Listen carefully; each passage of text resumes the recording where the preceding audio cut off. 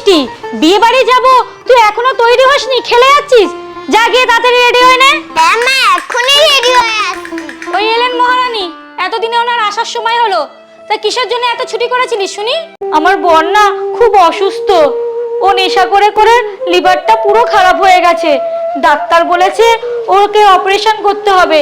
তুমি আমাকে কিছু টাকা ধার দেবে গো দিদি? আমি কথা দিচ্ছি তোমায়, আমি কাজ করে করে তোমার সব টাকা শোধ করে দেবো। দাও না দিদি, দাও না কিছু টাকা ধার, আমি তোমার পায়ে পড়ছি দিদি, দাও না। না না না, পা আমার ধরতে হবে না, দূরে থাক দূরে থাক, ধরিস না আমায়, এক্ষুনি স্নান করে উঠেছি। টাকা পাকা আমি দিতে পারবো না, আমার কাছে অত টাকা কোথায়? তো এসব কথা বাদ দে, আর ঘর দুয়ার ভালো করে পরিষ্কার করে দে।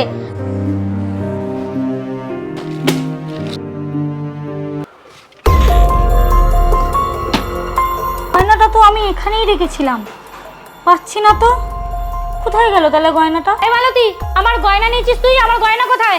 গয়না দে আমায়। কি দিদি, তোমার গয়না? তোমার গয়নার বিষয়ে তো আমি কিছু জানি না দিদি। নাটক করা হচ্ছে, আমি জানি তুই আমার গয়না নিয়েছিস। চোর কোথাকারে, আমি তোমার গয়না চুরি করিনি, ভগবানের দিব্যি কে বলছি। দাঁড়া, দেখাচ্ছি তোকে চুরি করা। চুরি করিনি দিদি, আমি চোর নই।